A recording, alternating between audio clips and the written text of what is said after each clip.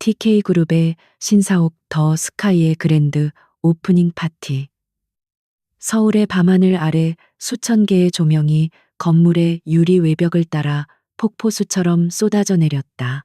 대한민국의 모든 권력과 부가 한자리에 모인 듯한 이 화려한 공간의 중심에 TK그룹의 젊은 총수 강태준이 서 있었다.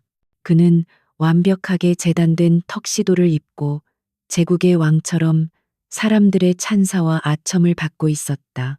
그의 얼굴에는 부드러운 미소가 걸려 있었지만 그 눈빛은 주변의 소란을 꿰뚫어 보는 듯한 차가운 예리함으로 번뜩였다. 그의 한 걸음 뒤 마치 그림자처럼 한 여자가 서 있었다. 서유나.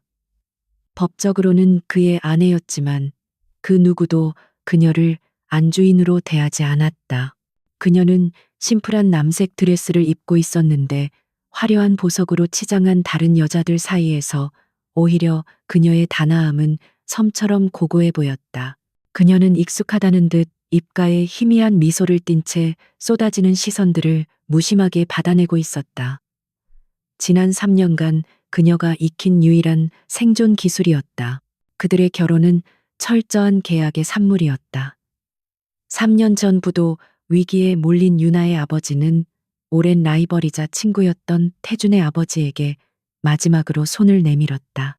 태준의 아버지는 도움의 대가로 아들의 변덕스러운 스캔들을 잠재우고 안정적인 이미지를 만들어줄 조용한 아내를 원했다. 그렇게 그녀의 가족은 회사를 지켰고 그녀는 자신의 삶을 팔았다. 계약 조건은 간단했다. 3년 동안 강태준의 아내로서 어떠한 스캔들도 없이 그림자처럼 살 것. 그리고 3년 후 깨끗하게 이혼할 것. 태준은 계약 첫날부터 그녀에게 분명히 선을 그었다. 서윤아 씨, 우리는 쇼윈도 부부요. 내가 당신에게 바라는 건 단 하나 없는 사람처럼 행동해 주는 거요. 내 일에, 내 사생활에 절대 끼어들지 마시오. 그 대가로 당신 가족의 빚은 내가 책임지지. 유나는 그 모든 조건을 받아들였다. 그녀는 지난 3년간 정말로 없는 사람처럼 살았다. 거대한 펜트하우스의 동쪽 끝에 있는 자신의 방에서 그녀는 세상과 단절된 채 그림을 그리거나 책을 읽으며 시간을 죽였다. 그가 밤늦게 다른 여자의 향수 냄새를 묻히고 들어와도 그녀는 묻지 않았다. 그의 생일에 정성껏 끓인 미역국이 손도 대지 않은 채 버려져도 그녀는 아무 말도 하지 않았다. 그녀의 인내는 그에게 무관심으로 해석되었다. 그는 그녀가 감정 없는 인형이라고 생각했다.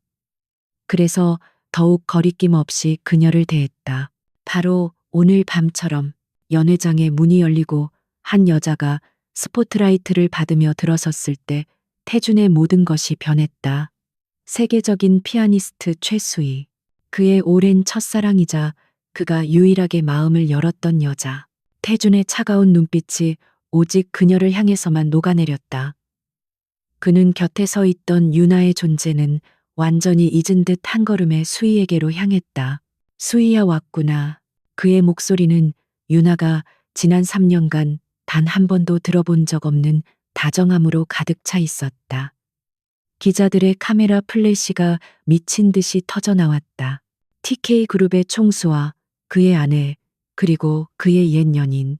이보다 더 자극적인 그림은 없었다. 유나는 홀로 남겨졌다. 주변 사람들의 동정, 어린 시선, 혹은 조롱 섞인 수군거림이 비수처럼 날아와 그녀의 심장에 밝혔다. 불쌍해라, 본처는 저렇게 세워두고. 최수희가 작정하고 돌아온 모양이네. 저 자리가 원래 자기 자리였다는 거겠지. 그녀는 주먹을 굳게 쥐었다. 손톱이 손바닥을 파고드는 아픔이 오히려 굴욕감을 견디게 해주었다. 그녀는 애써 미소를 지으며 샴페인 잔을 들어 아무렇지 않은 척 한 모금 마셨다. 괜찮아. 이제 거의 다 끝났어. 아주 조금만 더 버티면 돼. 그날 밤 집으로 돌아오는 차 안, 태준은 기분이 좋아 보였다.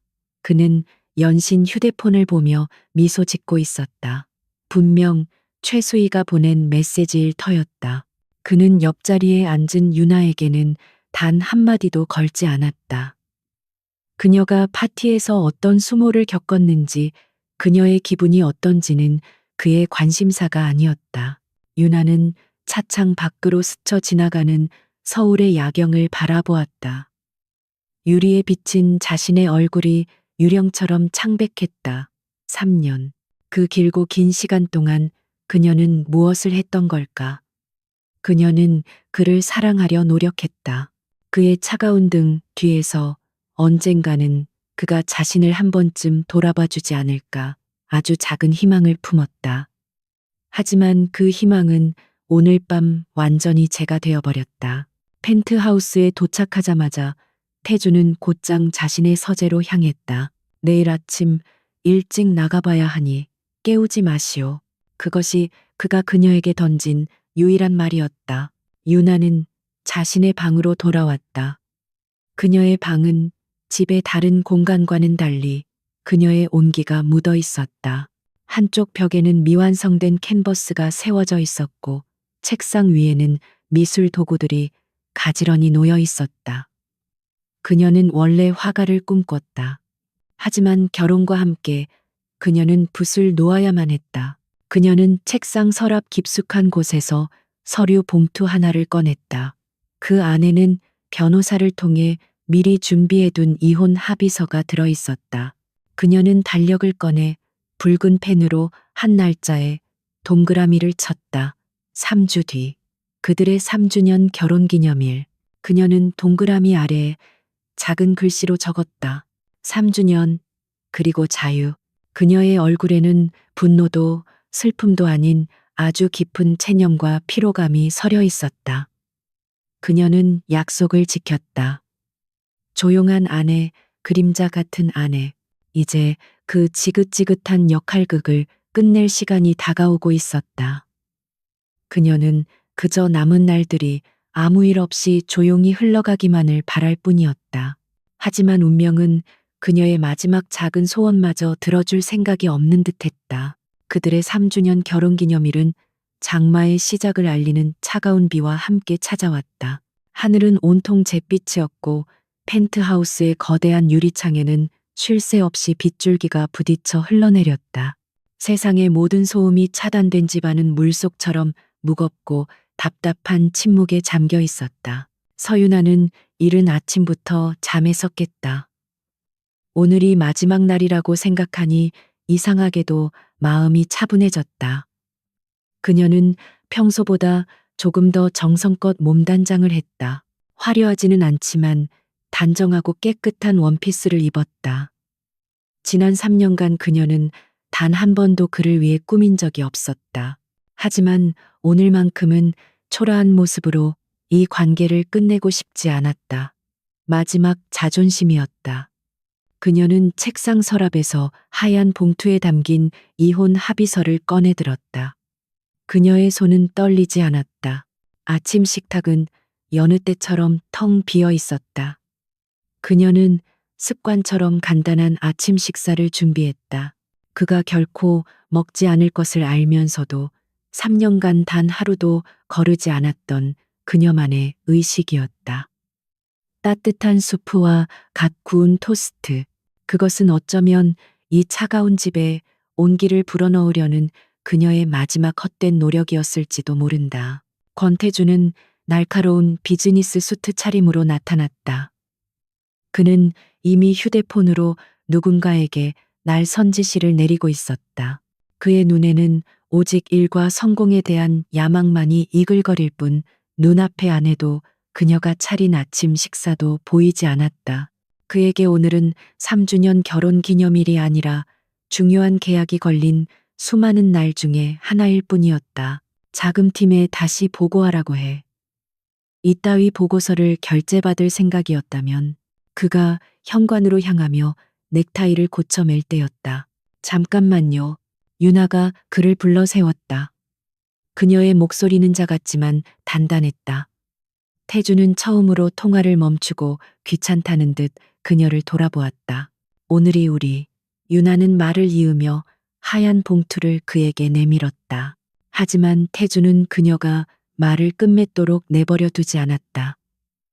그는 손목시계를 한번 흘깃보고는 짜증 섞인 목소리로 말했다. 나 지금 바쁜 거 안 보여 할 말 있으면 나중에 해. 비서통에서 약속 잡고. 그것이 그의 대답이었다. 그는 그녀가 내민 봉투는 쳐다보지도 않았다.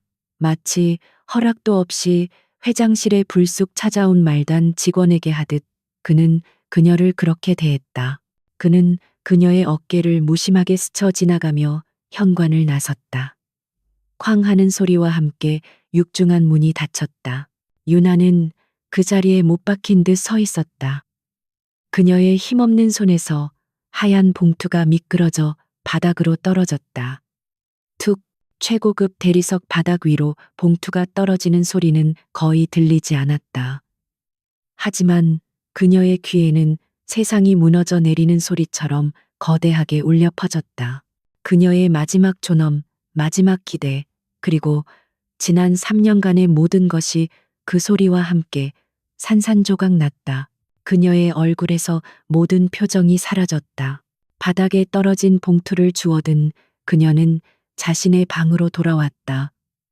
그녀는 3년간 자신의 감옥이었던 그 방을 천천히 둘러보았다. 그리고 서랍을 열어 그 안의 모든 것을 바닥에 쏟아부었다. 그와 관련된 모든 것들, 그가 무심하게 던져주었던 보석들, 의무적으로 사주었던 명품 가방들. 그녀는 그것들을 모두 쓰레기통에 쳐넣었다. 그리고 마지막으로 그녀는 손가락에서 결혼 반지를 빼냈다. 3년 동안 단 한 번도 빼지 않았던 차가운 쇠붙이. 그녀는 그것을 이혼 서류가 담긴 봉투 위에 조용히 올려놓았다. 그것이 그녀의 마지막 메시지였다. 그녀는 아무것도 챙기지 않았다. 그저 평상시 입던 낡은 트렌치 코트를 걸치고 자동차 키와 작은 지갑 하나만을 들고 집을 나섰다. 밖은 폭우가 쏟아지고 있었다. 그녀는 목적지 없이 차를 몰았다. 와이퍼가 쉴 새 없이 유리창을 닦아냈지만 세상은 온통 회색빛으로 번져 보였다. 지난 3년의 시간들이 빗물처럼 그녀의 기억 속을 흘러내렸다. 그의 차가운 등, 그의 무심한 눈빛, 그리고 언제나 그의 곁을 맴돌던 최수희의 그림자. 차는 어느새 바다가 보이는 해안 도로를 달리고 있었다. 그녀가 어렸을 때 유일하게 행복했던 기억이 있는 곳. 거대한 파도가 절벽에 부딪혀 하얀 포마를 만들어내는 풍경이 마치 그녀의 절망 같았다. 바로 그때였다. 커브길 저편에서 거대한 트럭 한 대가 중앙선을 넘어 그녀의 차를 향해 돌진해 왔다. 눈을 멀게 하는 헤드라이트 불빛. 유나는 본능적으로 핸들을 꺾었다. 끼익 빗길에 미끄러진 차는 끔찍한 마찰음을 내며 통제 불능 상태로 빙글 돌았다. 그리고 가드레일을 들이받는 굉음과 함께 그녀의 몸이 허공으로 떠오르는 느낌. 세상이 거꾸로 뒤집혔다. 차가운 바닷물이 깨진 유리창을 통해 순식간에 그녀를 덮쳤다. 같은 시각 TK그룹의 회의실. 권태주는 냉혹한 포식자처럼 이사들을 몰아붙이고 있었다. 그의 날카로운 논리와 압도적인 카리스마 앞에 누구도 감히 반기를 들지 못했다. 이해 없으시면 이 안건은 원안대로 통과시키도록 하겠습니다. 그가 승리를 선언하며 회의를 마무리하려던 순간이었다. 회의실 문이 조심스럽게 열리고 비서가 창백한 얼굴로 들어왔다. 회장님, 급한 전화입니다. 경찰서에서. 태주는 미간을 찌푸렸다. 감히 자신의 회의를 방해하다니. 그는 짜증 섞인 손짓으로 전화를 건네받았다. 권태준입니다. 수화기 너머에서 들려오는 목소리. 그의 표정에는 아무런 변화가 없었다. 짜증에서 무표정으로, 그리고 아주 미세한 의아함으로. 그것이 전부였다. 그는 전화를 끊었다. 회의실의 모든 임원들이 숨을 죽이고 그의 입을 바라보고 있었다. 그는 잠시 침묵했. 사고가 있었다고 합니다. 서윤아 씨가. 그의 목소리는 감정 없이 타인의 소식을 전하듯 건조했다. 강릉 해안도로에서 차가 바다로 추락했다고. 현재 수색 중이지만 폭우 때문에 시신은 그는 말을 멈췄다. 그리고 손목 시계를 확인했다. 회의는 10분 후에 속개하지. 그는 아무 일도 없었다는 듯 자신의 집무실로 들어갔다. 그는 통유리창 앞에 서서 비바람이 몰아치는 도시를 내려다보았다. 그의 얼굴에는 눈물도 슬픔도 그 어떤 감정도 떠오르지 않았다. 하지만 그의 등 뒤로 감춰진 손은 손톱이 살을 파고들 정도로 세게 주먹을 쥐고 있었다. 그의 머릿속을 스쳐 지나간 첫 번째 생각은 그녀에 대한 걱정이 아니었다. 언론에 이 사실이 알려지면 얼마나 시끄러워질까. 장례 절차는 또 얼마나 번거로울까. 짜증나는군. 그의 모든 사고는 철저히 비즈니스적 손익계산에 맞춰져 있었다. 그는 아직 몰랐다. 자신이 방금 세상의 전부를 잃었다는 것을. 그 깨달음은 곧 지옥 같은 공포가 되어 그의 숨통을 조여오게 될 터였다. 사고 후 며칠이 지났다. 강릉 앞바다는 여전히 거친 파도를 쏟아냈고 궂은 날씨는 수색 작업을 더디게 만들었다. 권태주는 TK그룹의 모든 역량을 동원해 헬기와 잠수정 최고의 수색팀을 투입했다. 언론은 연일 비극적인 사고 소식을 대서특필했고 그는 카메라 앞에서 비통한 표정의 남편 역할을 완벽하게 연기했다. 하지만 카메라가 꺼진 현장 지휘 본부 안에서 그의 진짜 감정은 짜증과 분노에 가까웠다. 시신이라도 빨리 찾아야 이 지긋지긋한 소동을 끝낼 텐데 바다는 아무것도 내어주지 않았다. 그의 머릿속은 온통 추락한 회사 주가와 이번 사태로 인해 차질이 생긴 해외 계약건에 대한 생각뿐이었다. 서유나의 죽음은 그의 완벽한 인생 계획에 갑자기 끼어든 아주 성가신 돌발 변수일 뿐이었다. 일주일이 지났을 때 경찰은 수색 작업의 무기한 중단을 선언했다. 서유나는 실종 사실상의 사망으로 처리되었다. 집안 어른들은 장례를 치러야 한다고 그를 압박했다. TK그룹의 안주인이 흔적도 없이 사라졌다는 흉흉한 소문을 잠재우고 세간의 시선에 마침표를 찍기 위해서는 그럴듯한 장례식이 필요했다. 그는 마지못해 고개를 끄덕였다. 이 모든 것을 끝내기 위한 마지막이자 가장 귀찮은 절차라고 생각했다. 장례식은 거대하고 공허한 연극처럼 치러졌다. 대한민국 정재계의 모든 거물들이 찾아와 그의 어깨를 두드리며 위로를 건넸다. 그는 슬픔에 잠긴 주상주성의 가면을 쓴 채 기계적으로 고개를 숙였다. 최수희는 그의 바로 곁에서 마치 자신이 진짜 안주인이라도 되는 것처럼 그의 팔짱을 끼고 조문객들을 맞았다. 그 모습은 또다시 가십지에 좋은 먹잇감이 되었다. 유나의 먼 친척 몇 명이 텅 빈 영정 사진 앞에서 끄끄거리며 우는 것을 보았을 때 태주는 아주 잠깐 심장이 찔끔하는 것 같은 불편한 감각을 느꼈다. 죄책감. 하지만 그는 곧 고개를 저어 그 감정을 떨쳐냈다. 이건 사고였을 뿐이다. 나 때문이 아니야. 장례식이 끝나고 집은 이전보다 더욱 깊은 침묵에 잠겼다. 서유나라는 존재가 법적으로 그리고 공식적으로 그의 인생에서 지워졌다. 이제 남은 것은 그녀의 흔적을 물리적으로 지우는 일뿐이었다. 동쪽 윙에 있는 짐들 전부 정리해서 버리도록 해요. 그는 가정부에게 무심하게 지시했다. 하지만 가정부는 난처한 표정을 지었다. 회장님. 그래도 사모님의 유품인데 저희가 함부로 손을 댈 수가. 태주는 미간을 찌푸렸다. 결국 자신이 직접 해야 한다는 말인가. 그는 한 번도 들어가 본 적 없는 집의 동쪽 그녀의 공간으로 향했다. 그는 그곳이 펜트하우스의 다른 방들처럼 차갑고 아무것도 없는 공간일 것이라고 생각했다. 하지만 방문을 여는 순간 그는 완전히 다른 세상과 마주했다. 그녀의 방은 살아 있었다. 차가운 대리석 바닥 대신 따뜻한 느낌의 원목마루가 깔려 있었고 한쪽 벽면을 가득 채운 책장에는 미술사 관련 서적과 시집들이 빽빽하게 꽂혀 있었다.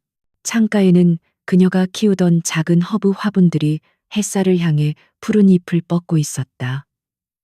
그리고 방 한가운데에는 하얀 천으로 덮인 이젤이 놓여 있었다. 방 안에서는 희미하게 그녀의 향기가 났다.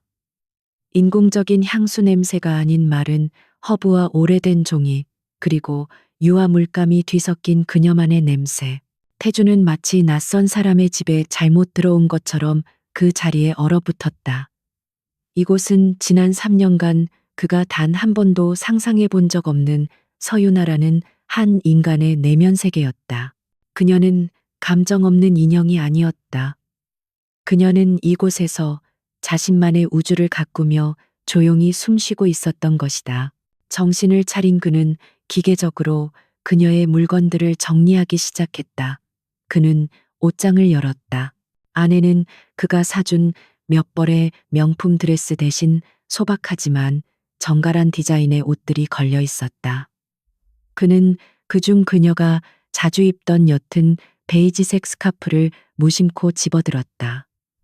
코끝으로 그녀의 채취가 훅 끼쳐왔다. 바로 그 순간이었다. 갑자기 그의 심장이 쿵 하고 바닥으로 떨어지는 것 같았다. 숨이 턱 막히고 현기증이 일었다. 지금까지는 그저 서류상의 문제 귀찮은 사건에 불과했던 그녀의 부재가 갑자기 거대한 실체가 되어 그의 온몸을 짓눌렀다. 이 방의 주인은 이제 이 세상에 없다. 이 스카프의 주인도 이제 돌아오지 않는다. 그 깨달음이 날카로운 유리 조각이 되어 그의 심장을 후벼 팠다. 그는 비틀거리며 그녀의 침대맡에 주저앉았다.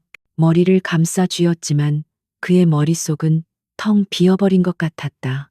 가슴께에서 정체 모를 불안감이 검은 연기처럼 피어오르기 시작했다. 그것은 그가 지금껏 겪어본 적 없는 생경하고 원초적인 공포였다.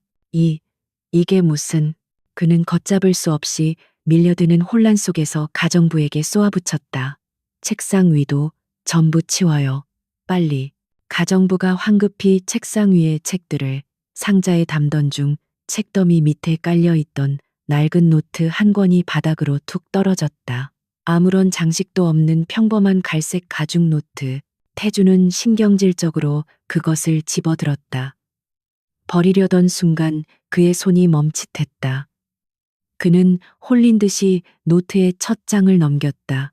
그곳에는 그가 한 번도 본 적 없는 아름답고 단정한 글씨체가 적혀 있었다. 오늘 그 사람과 나의 3년짜리 계약이 시작되었다. 그의 눈에는 내가 보이지 않았다. 나는 오늘부터 그의 집에서 사는 유령이다. 그것은 그녀의 일기장이었다. 태준의 손이 미세하게 떨리기 시작했다. 이것을 읽는 것은 죽은 사람의 영혼을 엿보는 것과 같은 가장 비열한 짓이었다. 이성이 경고했다. 당장 덮어버려. 하지만 그의 본능은 그 경고를 무시했다. 그는 알아야만 했다. 자신이 없는 사람 취급했던 그 여자에게 과연 무슨 일이 있었던 것인지, 그는 이 지독한 공포의 정체가 무엇인지 알아내야만 했다. 그는 떨리는 손으로 일기장에 다음 장을 넘겼다. 그는 아직 몰랐다.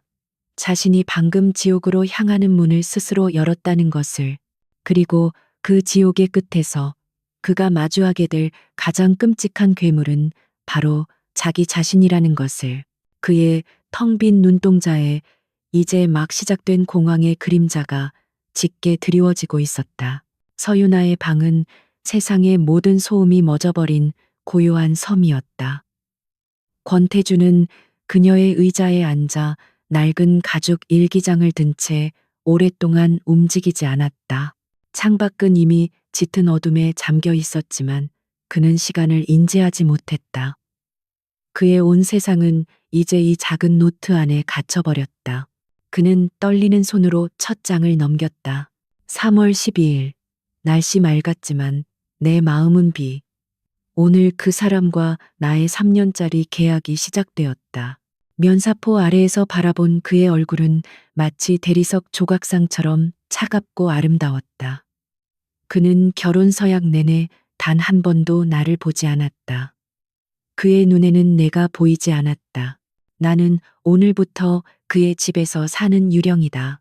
태주는 코웃음을 쳤다. 유령 감상적인 비유라고 생각했다.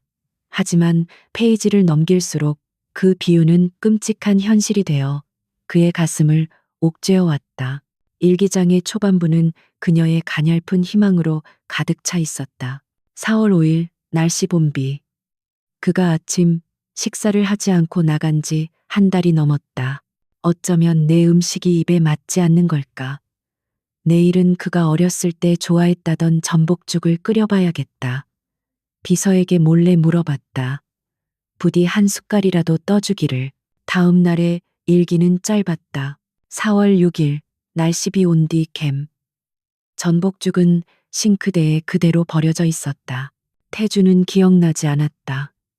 그에게 아침 식사는 그저 시간을 낭비하는 행위일 뿐이었다.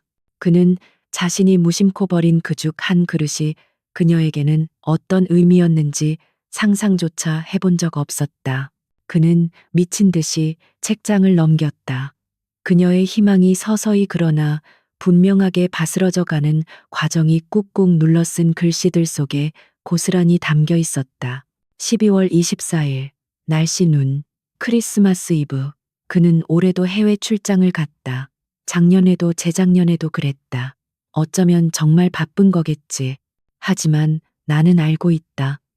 그가 누구와 함께 있는지. 오늘 TV에서 오스트리아에서 열리는 최수희 씨의 크리스마스 자선 공연을 생중계해 주었다. 객석 맨 앞줄에서 그녀를 보며 미소 짓는 그의 얼굴이 보였다. 그는 한 번도 나를 보며 저렇게 웃어준 적이 없는데 태준의 심장이 차갑게 가라앉았다. 그는 정말로 출장을 갔었다. 하지만 그 출장은 최수희의 공연 일정에 맞춰 잡은 위장된 휴가였다. 그는 자신의 아내가 그 모든 것을 알고 있으리라고는 꿈에도 생각하지 못했다. 최수희. 그 이름은 일기장의 거의 모든 페이지에 악몽처럼 등장했다. 작년 5월 더 스카이 오프닝 파티. 오늘 많은 사람들 앞에서 와인 세례를 받았다. 최수희 씨는 미안하다고 했지만 그녀의 눈은 웃고 있었다. 모두가 나를 비웃고 동정했다. 그때 그가 처음으로 내 편을 들어주었다. 내 허리를 감싸 안고 나를 보호해 주었다. 심장이 터질 것 같았다. 아주 잠시, 정말 아주 잠시 동안 내가 진짜 그의 아내가 된 것 같다고 착각했다. 바보 같은 생각이었다는 걸 집에 돌아오는 차 안에서 깨달았다. 그는 그저 자신의 소유물에 흠집이 난 것을 불쾌하게 여겼을 뿐이다. 태주는 그날 밤을 기억했다. 그는 정말로 자신의 완벽한 그림에 오점이 생긴 것에 불쾌했을 뿐이었다. 하지만 그녀는 그 차가운 행동 속에서도 희망을 찾아내려 애썼던 것이다. 그녀의 일기장은 그가 몰랐던 서유나라는 여자의 세계로 들어가는 유일한 문이었다. 그녀는 그저 조용하고 수동적인 여자가 아니었다. 그녀는 그를 깊이 그리고 아프게 사랑하고 있었다. 어느 가을날 그가 서재 소파에서 잠들어 있었다. 며칠 밤을 새운 탓인지 얼굴이 많이 상해 보였다.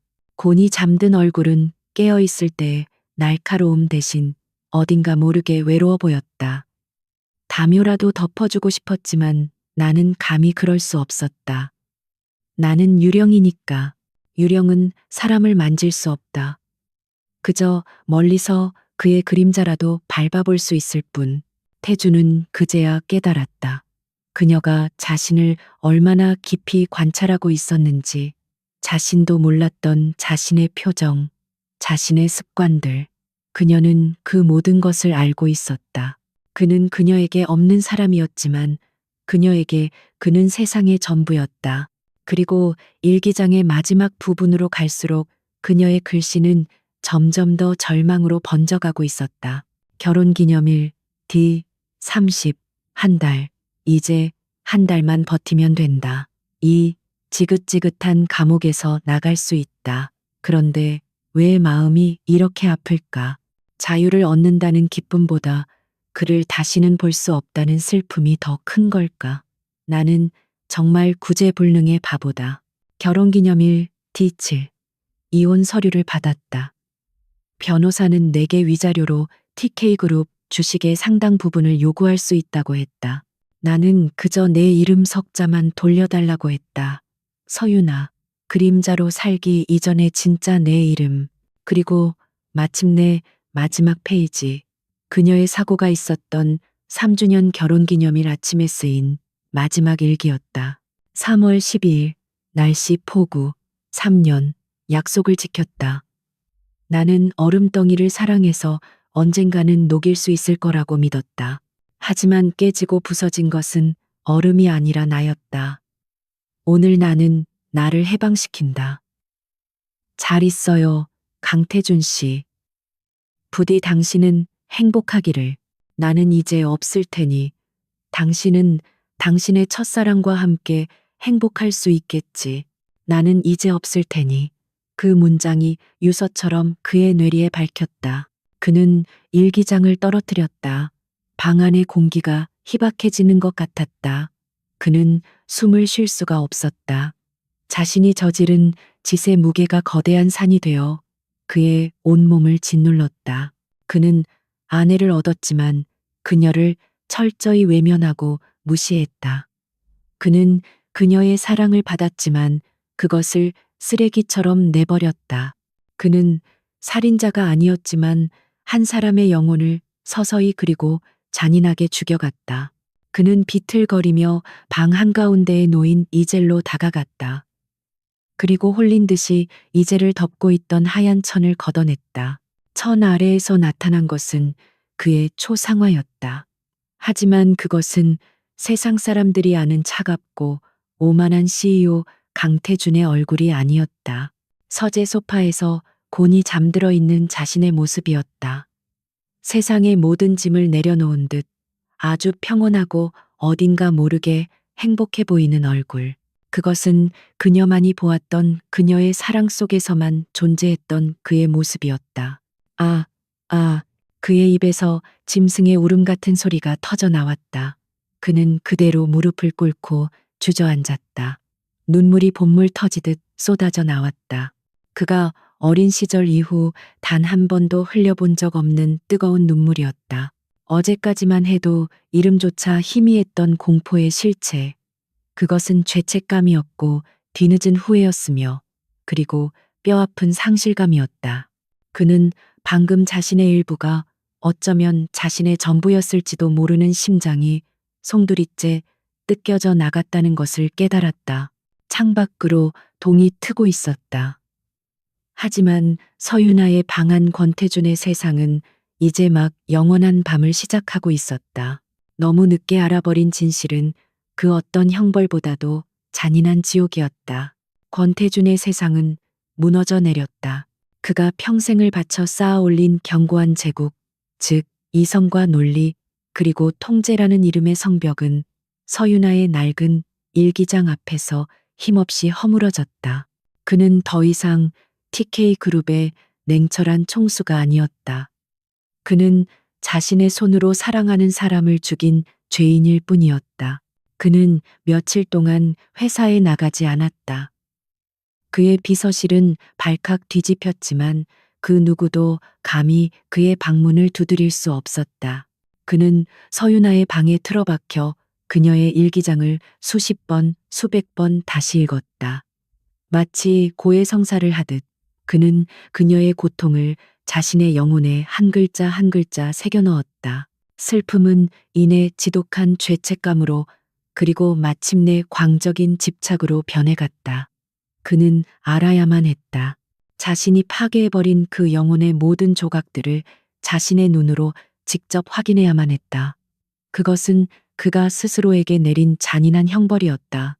그는 비서에게 모든 일정을 무기한 취소하라고 지시했다.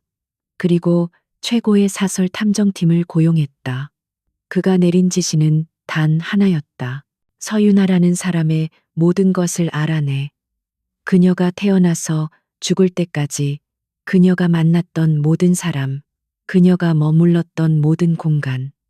사소한 것 하나도 놓치지 마. 그의 첫 번째 행선지는 그가 한 번도 가본 적 없는 그녀의 고향이었다. 서울의 번화함과는 거리가 먼 낮고 소박한 동네. 유나의 부모님은 그를 보자마자 문전박대했다. 자네가 여길 무슨 낯으로 찾아와 내 딸 살려내, 이 악마 같은 놈아. 유나의 어머니는 그의 가슴을 치며 오열했다. 태주는 아무런 변명도 하지 않았다.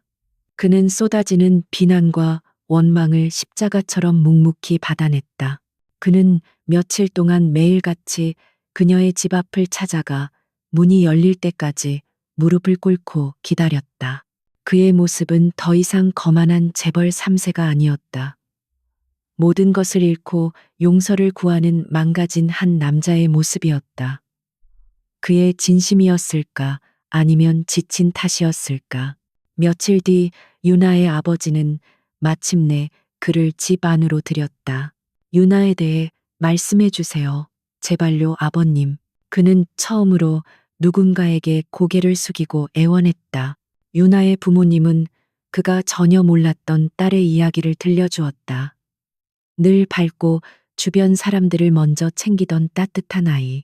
그림에 천재적인 재능을 보여 온갖 상을 휩쓸고 파리의 유명 미술 대학에 합격 통지서까지 받았던 자랑스러운 딸. 하지만 아버지의 사업이 부도가 나면서 그녀는 자신의 모든 꿈을 포기해야만 했다. 그리고 가족을 위해 기꺼이 그와의 계약 결혼을 선택했다. 태주는 유나의 어릴 적 방에 들어갔다. 낡은 책상과 벽에 붙어 있는 빛바랜 스케치들. 그 작은 방은 그녀가 포기해야만 했던 눈부신 꿈의 흔적들로 가득 차 있었다. 그는 자신이 그녀에게서 빼앗은 것이 단지 3년의 시간이 아니었음을 깨달았다. 그는 한 예술가의 빛나는 미래를 통째로 짓밟아 버린 것이었다.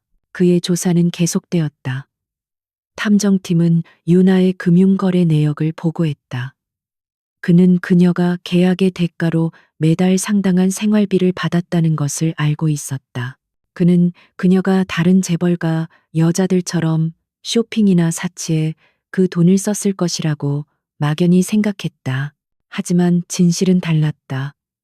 그녀는 그 돈을 거의 자신을 위해 쓰지 않았다. 돈의 대부분은 매달 익명으로 한 보유권과 가난한 미술학도들을 위한 장학재단에 기부되고 있었다. 태주는 홀린 듯이 그 보유권을 찾아갔다. 낡은 건물의 원장은 강태준이라는 이름은 모르지만 유나 선생님이라는 이름은 아주 잘 알고 있었다. 아, 유나 선생님, 정말 천사 같은 분이셨죠. 매주 찾아와서 아이들에게 그림을 가르쳐 주시고 늘 좋은 미술 도구들을 잔뜩 사다 주셨어요. 아이들이 선생님을 얼마나 따랐는지. 원장은 눈시울을 붉혔다. 보육원 복도 벽에는 아이들이 그린 밝고 희망찬 그림들이 가득 걸려 있었다. 모두 유나가 가르쳐 준 것들이었다. 그는 깨달았다. 자신이 그녀에게서 사랑을 앗아가는 동안 그녀는 자신이 받지 못한 그 사랑을 세상의 더 낮은 곳으로 흘려보내고 있었던 것이다. 그리고 마침내 그는 그녀의 마지막 비밀 장소를 찾아냈다. 그녀가 후원하던 장학생 중 한 명이 그녀가 서울의 한적한 예술가 동네에 작은 작업실을 하나 가지고 있었다고 알려주었다. 작업실은 먼지가 뽀얗게 쌓여 있었지만 그곳은 온전히 그녀의 영혼으로 가득 찬 공간이었다. 사방에 캔버스들이 널려 있었다. 고향의 풍경화, 보육원 아이들의 초상화, 그리고 벽의 대부분을 차지하고 있는 하얀 천으로 덮인 수십 개의 캔버스들. 태주는 떨리는 손으로 그중 하나의 천을 걷어냈다. 그리고 다음 것 또 다음 것. 천이 하나씩 벗겨질 때마다 그의 심장은 조각조각 부서져 내렸다. 그것들은 모두 그의 초상화였다. 서재에서 일에 몰두하고 있는 모습, 펜트하우스 창밖을 보며 고뇌하는 모습, 아주 드물게 회사 회식 자리에서 희미하게 웃고 있는 모습, 그리고 그녀의 일기장에 나왔던 소파에서 잠들어 있는 모습까지. 그녀는 지난 3년간 그림자 속에서 단 한순간도 그에게서 눈을 떼지 않았던 것이다. 그녀의 그림 속에서 그는 더 이상 차갑고 오만한 CEO가 아니었다. 그는 고독했고 위태로웠으며 그리고 사랑받고 있었다. 그림 속의 그는 그녀의 사랑을 통해서만 존재할 수 있었던 그 자신조차 몰랐던 또 다른 자신이었다. 그는 작업실 한가운데에 우두커니 서서 자신의 얼굴들로 가득 찬 그 공간을 망연자실하게 바라보았다. 그가 잃어버린 것의 무게가 현실이 되어 그의 숨통을 조여왔다. 그는 단지 아내를 잃은 것이 아니었다. 이 세상에서 유일하게 자신의 가면 뒤에 숨겨진 진짜 모습을 봐주고 그 모습마저 사랑해 주었던 유일한 사람을 잃은 것이었다. 그는 낡은 작업 의자에 주저앉아 평화롭게 잠들어 있는 자신의 초상화를 오랫동안 바라보았다. 유나야, 서유나. 그의 입에서 그녀의 이름이 신음처럼 터져 나왔다. 그것은 더 이상 계약서 위의 이름이 아니었다. 그의 심장에 새겨진 지울 수 없는 낙인이었다. 그는 마침내 자신의 소울메이트를 찾았다. 하지만 그 소울메이트를 파괴한 장본인이 바로 자신이라는 끔찍한 진실 앞에서 그는 완전히 무너져 내렸다. 서유나의 비밀 작업실은 권태준의 새로운 감옥이자 성소가 되었다. 그는 며칠 동안 그곳에서 나오지 않았다. 세상과 완전히 단절된 채 그는 그녀가 남긴 그림들에 둘러싸여 그녀의 영혼과 대화했다. 그는 먹지도 자지도 않았다. 오직 그녀를 기억하고 자신의 죄를 곱씹으며 스스로를 형벌에 처했다. TK그룹은 총수의 부재로 혼란에 빠졌다. 하지만 그 어떤 긴급한 보고도 그의 굳게 닫힌 문을 열 수는 없었다. 그에게 회사는 더 이상 중요하지 않았다. 그가 쌓아 올린 모든 것은 그녀의 부재 앞에서 한낱 모래성에 불과했다. 그의 자기 파괴적인 속죄를 멈춘 것은 집안의 오랜 집사였던 윤 변호사였다.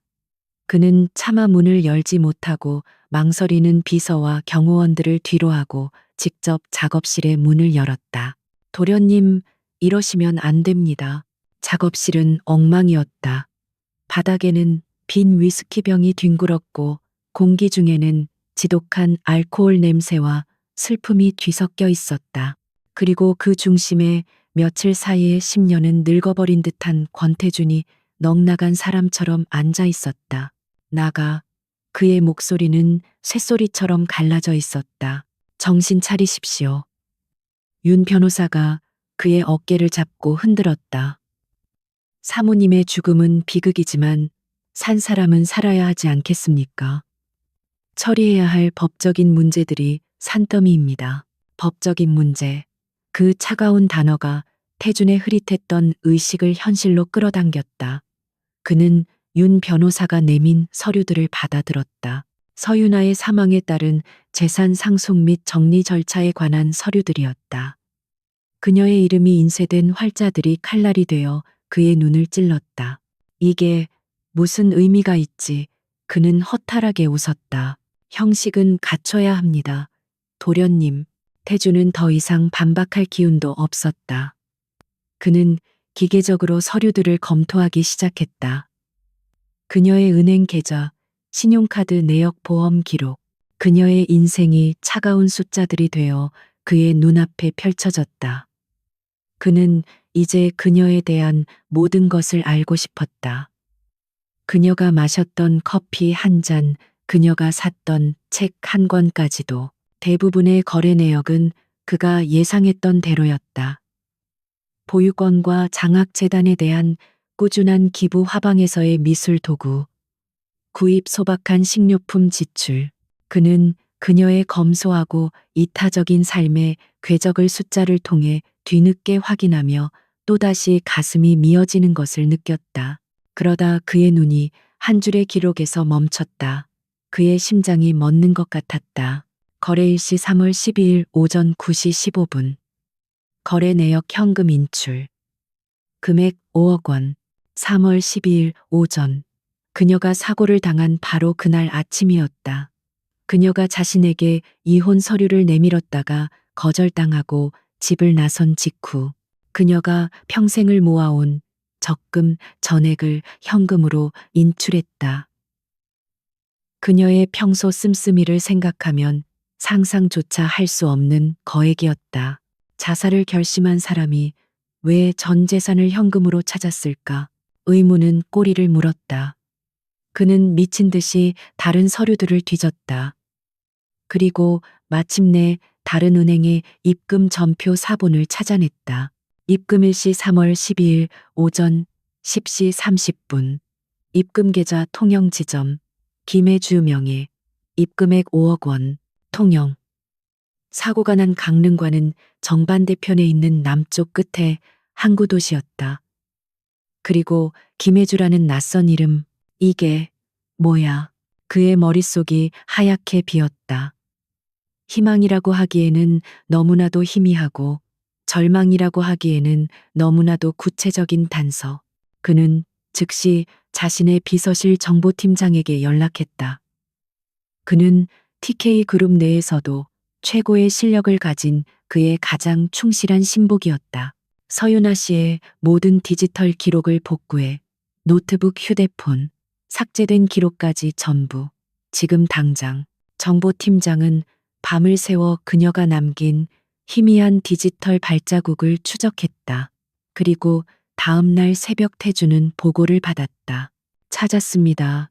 회장님, 사모님께서 사고 당일 아침에 KTX 열차표를 예매한 기록이 있습니다. 삭제된 이메일함에서 복구했습니다. 목적지는 태준의 목소리가 떨렸다. 통영행, 편도였습니다. 순간 태준의 머리셔 속에서 모든 조각들이 하나의 그림으로 맞춰졌다. 거액의 현금 인출, 김혜주라는 가명의 계좌, 사고 지점과는 전혀 다른 통영이라는 목적지, 그리고 편도 열차표. 시신은 끝내 발견되지 않았다. 이것은 사고가 아니었다. 자살도 아니었다. 이것은 완벽하게 계획된 도주극이었다. 그녀는 죽지 않았다. 그녀는 살아있다. 하하하. 태준의 입에서 울음인지 웃음인지 모를 기묘한 소리가 터져 나왔다. 그의 눈에서 뜨거운 눈물이 다시 솟구쳤다. 하지만 이번 눈물은 죄책감이나 슬픔의 눈물이 아니었다. 그것은 지옥의 가장 깊은 곳에서 발견한 한 줄기 빛과도 같은 희망의 눈물이었다. 그는 죽은 아내를 그리워하던 죄인이 아니었다. 그는 살아있는 아내에게서 버림받은 어리석은 남편일 뿐이었다. 그는 그녀를 죽이지 않았다. 그저 그녀가 자신에게서 도망치게 만들었을 뿐이다. 그 사실이 그에게는 면죄부이자 구원이었다. 그의 온몸에 잊고 있었던 생기가 돌기 시작했다. 슬픔으로 마비되었던 뇌가 다시 냉철한 CEO의 그것으로 돌아왔다. 그의 눈빛에서 공허함이 사라지고 그 자리에 무섭도록 차가운 집념이 이글거렸다. 그녀가 살아있다. 그녀가 어딘가에 있다. 그렇다면 찾아야 한다. 세상 끝까지 쫓아가서라도 반드시. 그의 무기력한 애도는 이제 광적인 추격으로 변모했다. 그는 더 이상 그녀의 죽음을 슬퍼하지 않았다. 그는 그녀의 배신에 분노했고 그녀를 되찾아야 한다는 소유욕에 불탔다. 아직 그는 자신의 감정이 뒤늦은 사랑이라는 것을 깨닫지 못하고 있었다. 태주는 즉시 자신의 집무실로 돌아왔다. 그의 사무실 벽면을 가득 채운 세계 지도 대신 그는 거대한 대한민국 전도를 펼쳤다. 그리고 붉은 펜으로 통영이라는 두 글자에 거칠게 동그라미를 쳤다. 그는 자신의 경호팀장에게 전화를 걸었다. 그의 목소리는 강철처럼 차갑고 단호했다. 지금부터 TK그룹의 모든 인력과 자원을 동원한다. 목표는 단 하나. 그는 지도 위에 통영을 손가락으로 가리키며 명령했다. 서윤아를 찾아 무슨 수를 써서라도 반드시. 애도는 끝났다. 이제 사냥이 시작될 시간이었다. 통영은 권태준이 아는 세상과 다른 시간을 살고 있는 도시였다. 이순신 장군의 혼이 서린 푸른 바다와 골목마다 예술가들의 숨결이 깃든 언덕마을. 모든 것이 느리고 오래되고 깊었다. 서울의 속도와 효율성에 익숙한 그에게 통영의 느긋한 공기는 오히려 숨막히는 불안감을 안겨주었다. 그는 초조했다. 그의 명령에 따라 TK그룹의 최고 요원들이 이미 도시 전체를 샅샅이 뒤지고 있었다. 김혜주라는 가명과 흐릿한 CCTV 사진 한 장, 그것이 단서의 전부였다. 하지만 통영은 생각보다 넓었고 낯선 외지인들을 경계하는 이 도시의 텃세는 생각보다 강했다. 태주는 호텔 방에 앉아 보고를 기다리는 것을 참을 수 없었다. 그는 직접 거리로 나섰다. 미친 사람처럼 그는 통영의 모든 골목을 헤매고 다녔다. 강구 안의 활기찬 어시장부터 동피랑의 아기자기한 벽화 마을까지. 그는 모든 행인들의 얼굴을 훑고 모든 작은 가게의 문을 열어보았다. 혹시라도 그녀가 다시 사라져 버릴까봐, 시간이 멈춰버릴까봐 두려웠다. 이틀이 지났을 때 그의 인내심은 바닥을 드러내고 있었다. 그녀가 정말 이곳에 있기는 한 걸까? 모든 것이 자신의 착각이나 희망이 만들어낸 망상은 아니었을까? 절망감이 그의 온몸을 짓누르던 순간이었다. 그는 자신도 모르게 바다가 내려다 보이는 한적한 언덕길에 서 있었다. 관광객들의 발길이 뜸한 조용한 동네였다. 그리고 그의 눈에 담쟁이던 골로 뒤덮인 낡은 건물 하나가 들어왔다. 바다를 품은 서재라고 쓰인 손으로 그린 낡은 간판이 걸린 작은 도서관이었다. 무언가에 이끌린 듯 그는 삐걱거리는 나무 문을 열고 안으로 들어섰다. 낡은 책 냄새와 창문을 통해 들어오는 짭짤한 바다 내음이 그의 코끝을 스쳤다. 도서관은 조용했고 몇몇 동네 아이들이 책을 읽고 있을 뿐이었다. 그리고 그는 보았다. 창가 쪽 서가에서 책을 정리하고 있는 한 여자의 뒷모습을. 햇살이 그녀의 짧아진 머리카락 위로 쏟아져 마치 후광처럼 빛나고 있었다. 편안한 면 원피스 차림의 그녀는 서울에서의 모습과는 전혀 다른 사람이었다. 억지로 꾸며낸 우아함 대신 자유롭고 평온한 기운이 그녀의 온몸을 감싸고 있었다. 그녀는 행복해 보였다. 그 사실이 망치처럼 그의 뒤통수를 내리쳤다. 그는 그 자리에 얼어붙었다. 심장이 갈비뼈를 부술듯이 격렬하게 뛰었다. 무슨 말을 해야 할까? 어떻게 시작해야 할까? 그의 머릿속이 하얗게 비어버렸다. 그저 멍하니 그녀의 뒷모습을 바라보고 있을 때 그녀가 인기척을 느꼈는지 천천히 뒤를 돌아보았다. 그리고 그들의 눈이 마주쳤다. 시간이 멈췄다. 유나의 얼굴에 떠올라 있던 평화로운 미소가 순식간에 깨진 유리 조각처럼 산산조각 났다. 그녀의 얼굴이 새하얗게 질리고 눈동자는 공포로 격렬하게 흔들렸다. 그녀는 유령이라도 본 사람 같았다. 그녀의 손에 들려있던 책이 툭 하는 소리와 함께 바닥으로 떨어졌다. 유나야. 태준의 입에서 갈라진 목소리가 새어나왔다. 그녀의 옛 이름을 부르는 그 목소리가 그녀를 악몽 같은 현실로 되돌려 놓았다. 그녀의 눈에 서렸던 공포가 순식간에 차가운 분노와 경계심으로 바뀌었다. 누구시죠? 그녀의 목소리는 칼날처럼 날카로웠다. 사람 잘못 보셨습니다. 그녀는 뒷걸음질 쳤다. 그는 한 걸음 다가서며 절박하게 말했다. 유나야, 제발. 나야. 내가 다 설명할게. 일기장. 다 읽었어. 내가 다 잘못했어. 미안해. 그의 사과는 오히려 불에 기름을 붓는 격이었다. 그녀의 얼굴이 절망과 분노로 일그러졌다. 서윤아는 죽었어요. 그녀가 소리쳤다. 목소리가 찢어질 듯 떨리고 있었다. 석 달 전에 강릉 앞바다에서 죽었다고요. 당신이 직접 장례식까지 치렀잖아. 기억 안 나? 그녀에게 그는 반성하는 남편이 아니었다.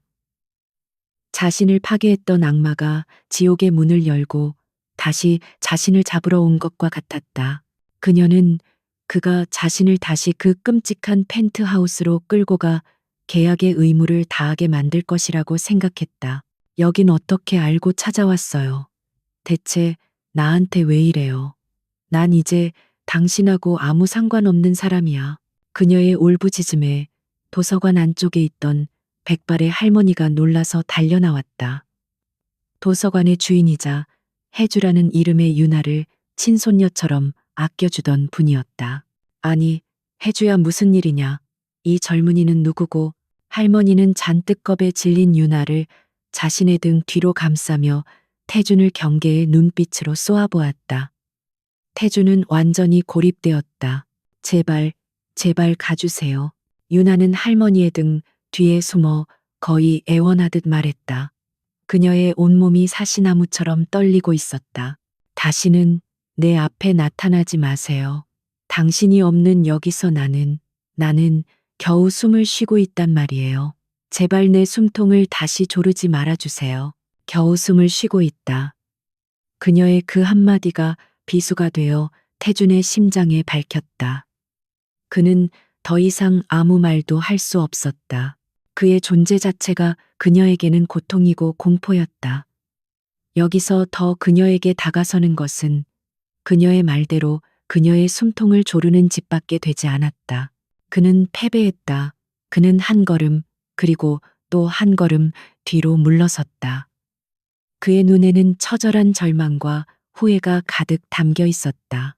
삐걱거리는 문을 열고 도서관을 나서는 그의 등 뒤로 유나의 억눌린 흐느낌 소리가 희미하게 들려왔다. 태주는 도서관 밖 언덕길에 우두커니 서 있었다. 창문 너머로 할머니가 떨고 있는 유나의 어깨를 감싸 안고 다독여주는 모습이 보였다. 그는 그녀를 찾았다. 하지만 동시에 그는 그녀를 다시 한번 그리고 이번에는 완벽하게 잃어버렸다. 물리적인 거리는 사라졌지만 그와 그녀 사이의 감정적인 심연은 그 어느 때보다도 깊고 아득하게 느껴졌다. 건널 수 없는 강. 그는 그 강가에 홀로 서서 강 저편에 있는 그녀를 그저 바라볼 수밖에 없었다. 권태주는 통영을 떠나지 않았다.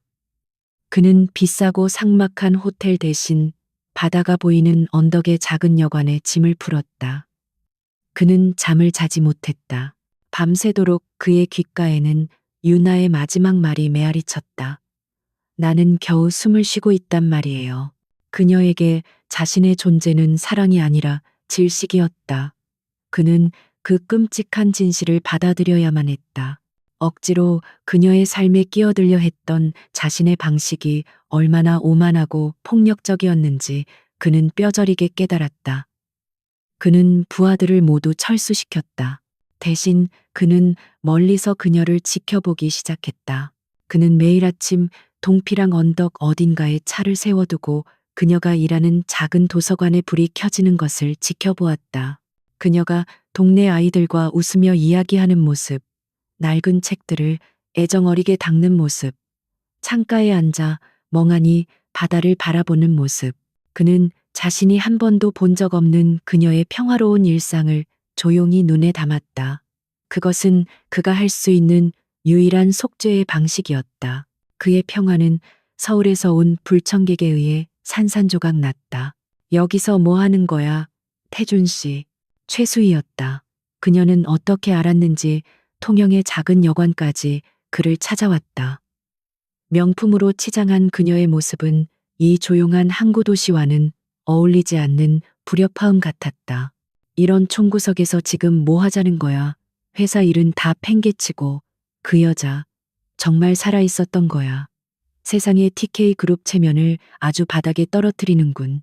당장 서울로 끌고 올라와서 다시는 도망 못 치게 가둬버려야지. 그녀의 목소리에는 유나에 대한 노골적인 경멸과 태준에 대한 짜증 섞인 소유욕이 가득했다. 과거의 그였다면 그녀의 이런 모습마저 매력적이라고 생각했을지도 모른다.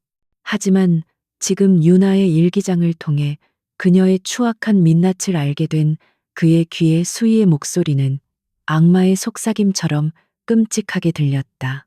그는 처음으로 자신이 사랑했다고 믿었던 이 여자가 얼마나 이기적이고 잔인하고 공허한 사람인지 똑똑히 보았다. 여긴 네가 상관할 일이 아니야, 수희야. 태준이 차갑게 말했다. 서울로 돌아가. 그의 냉담한 반응에 수희의 얼굴이 굳어졌다. 모 태준 씨 지금 나한테 돌아가라고 했다. 그의 단호한 태도에 수희는 분노로 얼굴을 붉혔다. 그녀는 태준이 잠시 혼란스러워하고 있을 뿐 결국에는 자신에게 돌아올 것이라고 믿었다. 하지만 그의 눈빛은 더 이상 그녀를 향해 있지 않았다. 모욕감을 느낀 수희는 이 모든 문제의 원흉을 직접 찾아가기로 결심했다. 그녀는 태준이 매일같이 바라보는 곳, 그 작은 도서관으로 향했다. 태준은 그녀가 무슨 짓을 할지 직감하고 급히 그녀의 뒤를 따랐다. 바다를 품은 서재. 유나는 창가에 앉아 새로 들어온 동화책에 낡은 도서 카드를 붙이고 있었다. 평화로운 오후였다. 그때 문에 달린 풍경이 요란한 소리를 내며 한 여자가 안으로 들어섰다. 최수희였다. 유나의 심장이 쿵 내려앉았다. 그녀의 평화로운 세상에 과거의 악몽이 직접 찾아온 것이다. 어머, 정말 여기 있었네. 죽은 줄 알았던 작은 쥐새끼가. 수희는 주변의 시선은 아랑곳하지 않고 독서를 내뱉으며 그녀에게 다가왔다. 꼴 좀 봐. 이런 데서 책 먼지나 맡고 있으니 행복해. 태준 씨가 어떤 사람인 줄 알아. 사냥감은 절대 놓치지 않는 포식자야. 지금 널 찾아온 건 사랑해서가 아니라 자기 장난감을 빼앗긴 것에 대한 분노 때문이라고. 넌 결국 다시 그 사람의 세장으로 끌려가게 될 거야. 그녀는 유나를 철저히 비웃고 그녀가 겨우 되찾은 평화를 짓밟으려 했다. 태준의 후회를 단순한 소유욕으로 폄하하고 유나의 마음에 다시 절망의 씨앗을 심으려 했다. 태준 씨는 날 사랑해. 넌 그냥 우리 사이에 잠시 끼어들었던 장애물이었을 뿐이야. 주제 파악 좀 하지 그래. 유나가 공포와 모멸감으로 파랗게 질려 입술을 깨물고 있을 때였다. 그만해. 도서관 입구에서 얼음처럼 차가운 목소리가 들려왔다. 권태준이었다. 그는 수희를 쳐다보지도 않았다. 그는 마치 그녀가 존재하지 않는 것처럼 그녀를 지나쳐 유나의 앞으로 걸어왔다. 그리고 그녀를 자신의 등 뒤에 세우고 마치 외부의 모든 공격으로부터 그녀를 지키려는 듯 단단한 벽이 되어 주었다. 그것은 갈라 파티에서의 그 행동과 비슷했지만 완전히 달랐다. 그때는 자신의 소유물을 지키려는 주인의 행동이었다면 지금은 사랑하는 사람을 지키려는 남자의 행동이었다. 그는 천천히 몸을 돌려 수희를 마주 보았다. 그의 눈에는 과거의 미련이나 애정은 한 점도 남아있지 않았다. 오직 차가운 분노와 경멸만이 가득했다. 나가라고 했을 텐데. 수희는 당황했다. 태준 씨 지금 뭐 하는 거야? 난 당신을 돕고 있잖아. 나를 도와. 태준이 비웃었다. 네가 일기장 다 읽었어 수희야. 네가 유나한테 했던 모든 잔인한 말들, 계산된 모든 작은 사고들까지. 넌 그녀를 괴롭히는 걸 즐겼어. 그는 그 자리에서 그녀의 모든 위선을 폭로했다. 우리 관계는 아주 오래전에 끝났어. 그걸 받아들이지 못한 건 너였지. 이제 다 끝났어. 나가. 그리고 다시 한번 유나 앞에 나타나면 그때는 내가 진짜 적이 되어서 널 상대해주지. 그의 마지막 경고는 살기마저 느껴질 정도였다. 완벽하게 패배한 수희는 분노와 굴욕으로 일그러진 얼굴로 두 사람을 번갈아 노려보다가 저주를 퍼부으며 도서관을 뛰쳐나갔다. 악몽이 떠나갔다. 도서관에는 다시 정적이 찾아왔다. 하지만 그 정적은 폭풍이 휩쓸고 간 뒤에 무거운 침묵이었다. 태주는 천천히 유나를 돌아보았다. 그녀는 여전히 떨고 있었다. 미안해. 그가 속삭였다. 내가 너무 오랫동안 당신을 저 여자 손에 방치했어. 내가 눈이 멀었었어. 정말 미안해. 유나는 그를 바라보았다. 그녀는 모든 것을 보았다. 그가 자신을 위해 자신의 과거와 완벽하게 선을 긋는 모습을, 그가 자신을 온전히 그리고 처음으로 선택하는 모습을. 그녀는 아무 말도 하지 않았다. 그녀의 눈빛은 충격과 두려움 그리고 아주 작은 혼란스러움으로 복잡하게 흔들리고 있었다. 그는 그녀에게 한 걸음 더 다가서고 싶었지만 차마 그럴 수 없었다. 그는 오늘 그녀를 지키는 데는 성공했지만 그녀의 마음을 얻는 데는 실패했다는 것을 알았다. 그들 사이의 거리는 여전히 너무나도 멀었다. 그가 저지른 3년의 침묵의 대가는 이제부터가 시작이었다. 최수희가 폭풍처럼 떠나간 뒤 통영의 작은 도서관에는 어색한 정적이 내려앉았다. 권태주는 서유나에게 무슨 말이라도 건네고 싶었지만 차마 입이 떨어지지 않았다. 자신이 저지른 3년의 침묵이 이제는 그의 혀를 마비시킨 족쇄가 되어버린 것 같았다. 그는 그저 그녀의 창백한 얼굴을 고통스럽게 바라보다가 조용히 도서관을 나섰다. 그는 통영을 떠나지 않았다. 그는 그녀의 경고대로 다시는 그녀 앞에 나타나지 않았다. 대신 그는 보이지 않는 곳에서 자신만의 방식으로 속죄를 시작했다. 그는 도서관의 늙은 주인 할머니를 통해 바다를 품은 서재가 심각한 재정난으로 곧 문을 닫을 위기에 처해 있다는 사실을 알게 되었다. 건물이 너무 낡아 수리비는 감당이 안 되고 운영비조차 부족한 상황이었다. 유나가 이곳에서 아이들을 가르치며 얼마나 큰 위안을 얻고 있는지, 이곳이 그녀의 새로운 삶의 중심이라는 것을 그는 알고 있었다. 며칠 뒤 도서관에 기적 같은 소식이 전해졌다. 익명의 독지가가 나타나 낡은 도서관 건물을 매입하고 대대적인 리모델링과 운영비 전액을 지원하겠다고 나선 것이다. 조건은 단 하나, 지금처럼 동네 아이들과 주민들을 위한 공간으로 계속 남겨달라는 것이었다. 세상에 이런 일이 어떤 고마운 분이신지 얼굴이라도 한번 뵈었으면. 마을 사람들은 모두 자기 일처럼 기뻐했다. 유나 역시 기뻤지만 마음 한구석이 복잡했다.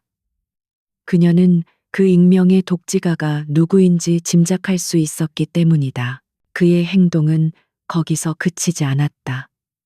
그는 도서관을 후원하기 위한 작은 문화재단을 설립했다. 그리고 그 재단의 이름을 서유나 문화재단이라고 지었다. 그것은 세상에 대한 공표였다. 더 이상 그녀의 존재를 지우거나 숨기지 않겠다는, 그녀의 진짜 이름을 되찾아주고 그녀가 가졌던 꿈을 존중하겠다는 그의 뒤늦은 약속이었다. 유나는 인터넷 기사를 통해 그 소식을 접했다. 그녀는 오랫동안 자신의 이름이 새겨진 재단의 로고를 바라보았다. 그가 알던 차갑고 이기적인 권태준이라면 결코 할 수 없는 일이었다. 그의 진심이 아주 조금씩 그녀의 굳게 닫힌 마음의 문을 두드리고 있었다. 운명은 마치 그들의 관계를 시험이라도 하듯 거대한 시련을 예고하고 있었다. 남해안을 향해 강력한 태풍이 북상하고 있었다. 통영은 태풍의 직접적인 영향권에 속해 있었다. 마을은 비상이 걸렸다. 어선들은 일찌감치 항구 안으로 피신했고 주민들은 창문에 합판을 덧대며 태풍에 대비했다. 태풍이 상륙하기로 한 날 유나는 주인 할머니와 함께 낡은 도서관을 지키고 있었다. 낡은 건물이라 바람이 조금만 거세져도 위태로웠다. 오후가 되자 빗줄기가 굵어지고 바람이 미친 듯이 울부짖기 시작했다. 도시 전체가 정전되며 사방은 칠흑 같은 어둠에 잠겼다. 낡은 도서관의 창문이 금방이라도 깨질 것처럼 격렬하게 덜컹거렸다. 안 되겠다. 이러다 유리창이 다 깨지겠어. 할머니의 비명에 유나는 책상으로 창문을 막으려 했었다. 하지만 거센 바람에 힘을 두 여자가 감당하기에는 역부족이었다. 바로 그때 쾅 하는 소리와 함께 도서관 문이 거칠게 열리고 비에 흠뻑 젖은 한 남자가 뛰어들어왔다. 권태준이었다. 유나야. 그는 주저없이 달려와 유나와 함께 책상으로 창문을 막았다. 그의 단단한 어깨와 팔이 흔들리는 건물 속에서 가장 견고한 버팀목이 되어 주었다. 한참의 사투 끝에 그들은 겨우 창문을 막아내는데 성공했다. 이제 그들은 성난 자연이 만들어낸 작은 감옥 도서관 안에 함께 갇혔다. 밖에서는 세상을 집어삼킬 듯한 비바람이 몰아쳤고 안에서는 세 사람의 숨소리만이 정적을 채웠다. 눈치 빠른 주인 할머니는 허리가 아프다는 핑계로 안쪽 휴게실로 들어가 버렸다. 어둠 속 휴대용 랜턴에 희미한 불빛만이 그들의 얼굴을 비추고 있었다. 먼저 침묵을 깬 것은 태준이었다. 그는 사과부터 하지 않았다. 대신 재단 이야기를 꺼냈다. 당신의 용서를 사기 위해 그런 게 아니야. 그의 목소리는 빗소리에 묻힐 듯 낮았다. 그저 그게 옳은 일이라고 생각했어. 만약 당신이었다면 그렇게 했을 테니까. 나는 당신이 존중해 줄 수 있는 사람이 되는 법을 배우고 있는 중이야. 그의 솔직한 말에 유나의 마음이 흔들렸다. 그녀는 오랫동안 묻어두었던 질문을 마침내 입 밖으로 꺼냈다. 왜 이제 와서 이런 일을 하는 거죠? 태주는 고개를 숙였다. 그의 얼굴 위로 깊은 고통의 그림자가 스쳐 지나갔다. 내가 당신을 잃고 나서야 당신을 보았으니까. 그는 마침내 자신의 모든 것을 그녀 앞에 내려놓았다. 일기장을 읽으며 자신이 얼마나 괴물이었는지를 깨달았던 밤, 그녀의 작업실에서 그녀의 사랑이 담긴 그림들을 마주하며 무너져 내렸던 순간, 나는 당신의 기억과 사랑에 빠진 게 아니었어. 당신이 떠나고 나서야 비로소 진짜 서유나라는 사람과 사랑에 빠지게 된 거야. 너무 늦게 당신을 알아본 거지. 그의 목소리는 처절한 후회로 떨리고 있었다. 그는 그녀에게 돌아와 달라고 애원하지 않았다. 다시 기회를 달라고 조르지도 않았다. 그저 자신이 깨달은 진실과 뒤늦게 시작된 자신의 사랑을 고해성사하듯 털어놓을 뿐이었다. 당신이 없는 세상에서 나는 살아도 사는 게 아니었어. 매일 밤 당신의 일기장을 읽고 당신의 그림을 보는 게 내가 나 자신에게 내리는 형벌이자 유일한 구원이었어. 그의 고백을 듣는 동안 유나의 눈에서 참았던 눈물이 흘러내렸다. 그것은 그를 위한 눈물이 아니었다. 그림자처럼 살아야 했던 지난날의 자신을 위한 눈물이었고, 닿지 못했던 자신의 사랑을 위한 눈물이었으며, 돌이킬 수 없이 엇갈려버린 그와 자신의 시간들을 위한 눈물이었다. 밖의 폭풍이 어느새 조금씩 잦아들고 있었다. 세상의 모든 것을 파괴할 것 같던 바람이 이제는 지친 짐승의 헐떡임처럼 잦아들고 있었다. 태주는 감정이 소진된 듯 지친 목소리로 말했다. 용서해 달라고 하지 않을게. 그럴 자격 나한테는 없으니까. 그냥 알아주기만 했으면 했어. 그는 자리에서 일어서려 했다. 또다시 그녀에게서 물러나 그녀만의 공간을 존중해 주려 했다. 기다려요. 유나의 작은 목소리가 그의 움직임을 멈추게 했다. 그는 얼어붙은 채 그녀를 돌아보았다.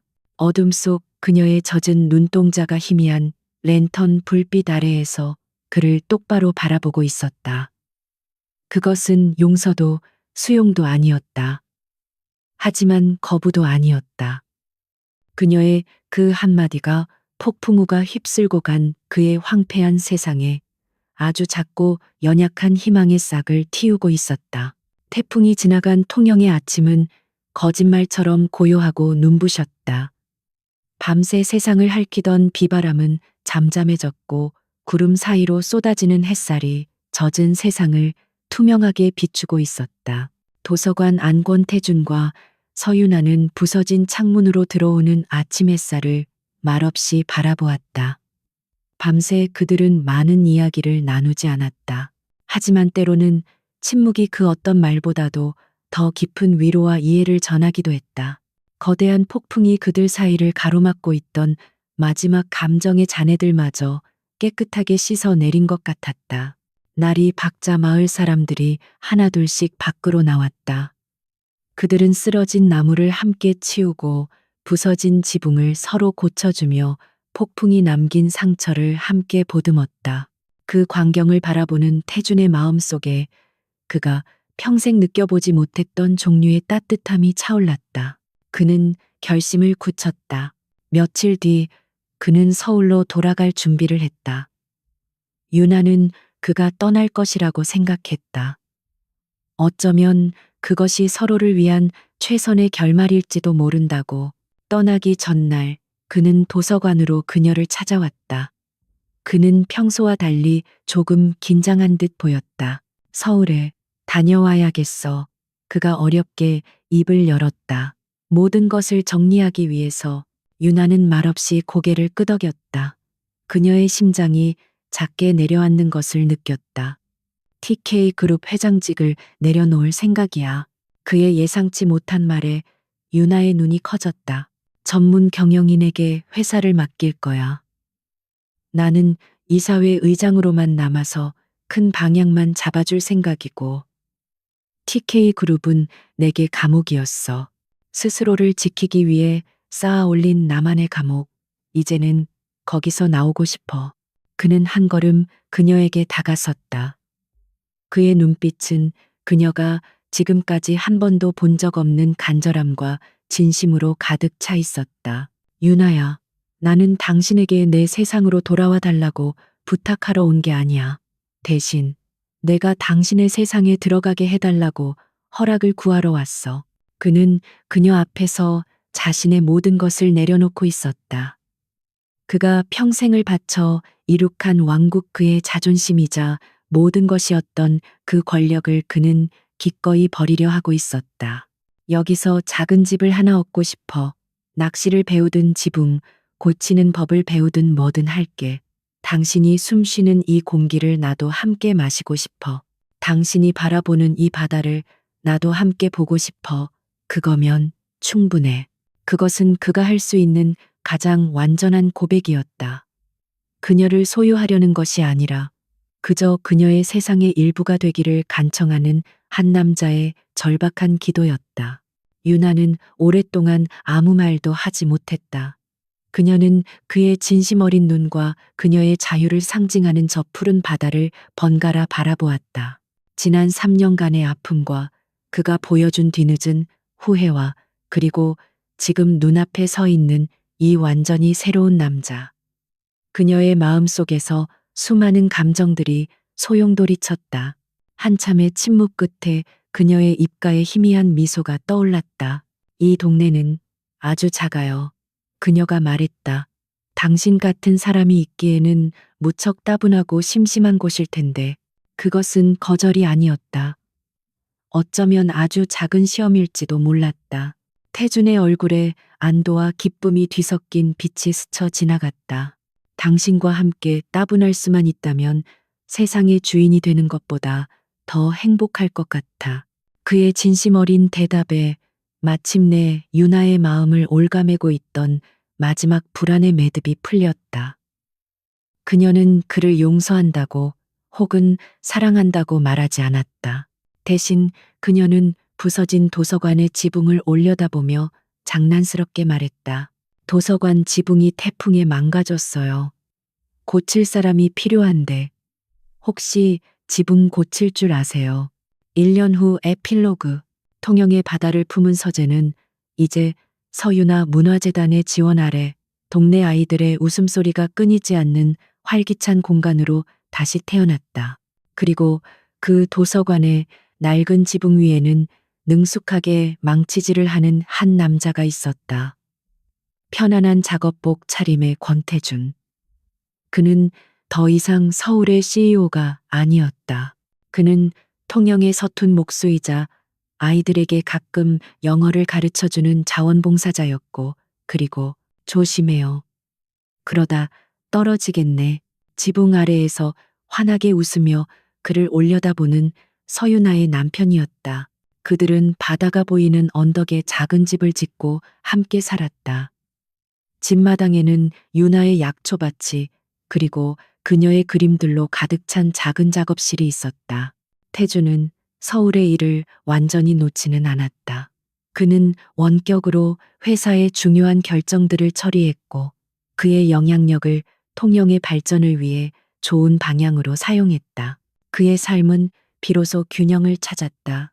그날 저녁 그들은 새로 지은 집의 툇마루에 나란히 앉아 바다 위로 물드는 붉은 노을을 바라보고 있었다. 태준이 유나의 손을 조용히 잡았다. 더 이상 그들의 사이에는 어떤 불안이나 그림자도 존재하지 않았다. 이제야 알 것 같아. 태준이 나지막이 말했다. 당신 일기장의 마지막 문장. 새로운 아침이 시작된다는 말. 유나는 말없이 그의 어깨에 머리를 기댔다. 죽음과도 같았던 긴 밤이 지나고 그들의 인생에 마침내 두 번째 새벽이 밝아오고 있었다. 그것은 눈부시게 화려하지는 않지만 서로의 온기로 인해 더없이 따뜻하고 희망으로 가득 찬 진짜 아침이었다.